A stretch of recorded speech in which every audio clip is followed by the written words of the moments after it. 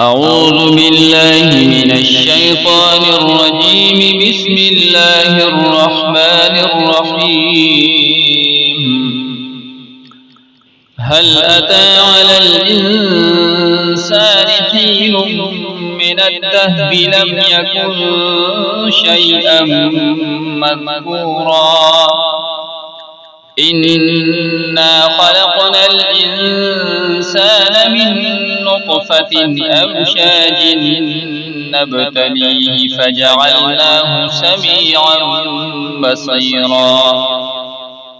إنا هديناه السبيل إما شاكرا وإما كفورا إنا أعتدنا للكافرين سلاسل وأغلالا وسعيرا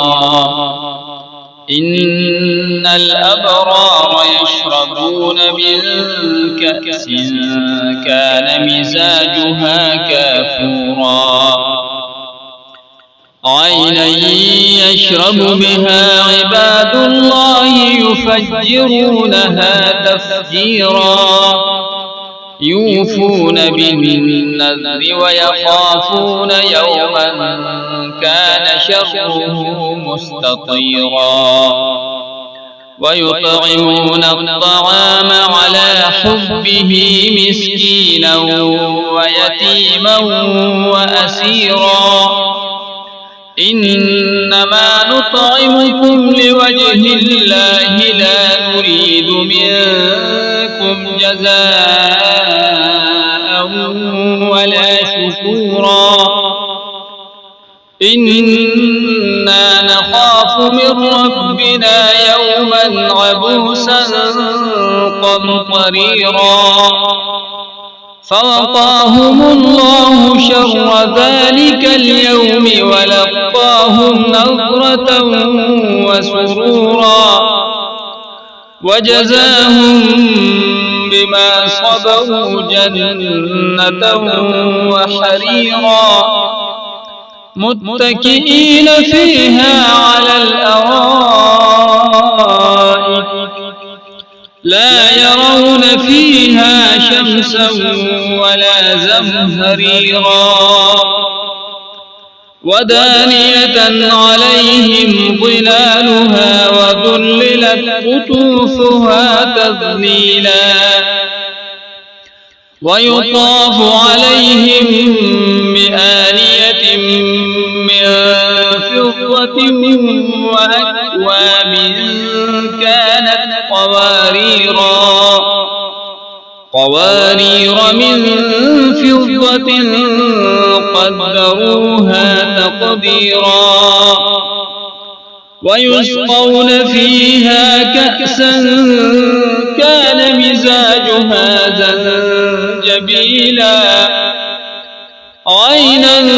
فيها تسمى سلسبيلا ويطوف عليهم ولدان مخلدون إذا رأيتهم حسبتهم لؤلؤا منثورا وإذا رأيت ثم رأيت نعيما وملكا كبيرا عاليهم ثياب سندس خضر واستبرق وحلوا أساور من فضة وسقاهم ربهم شرابا طهورا إن هذا كان لكم جزاء وكان سعيكم مشكورا إنا نحن نزلنا عليك القرآن تنزيلا فاصبر لحكم ربك ولا تطع منهم آثما أو كفورا واذكر اسم ربك بكرة وأصيلا ومن الليل فاسجد له وسبحه ليلا طويلا إن هؤلاء يحبون العاجلة ويذرون وراءهم يوما ثقيلا نحن خلقناهم وشددنا أسرهم وإذا شئنا بدلنا أمثالهم تبديلا إن هذه تذكرة فمن شاء اتخذ إلى ربه سبيلا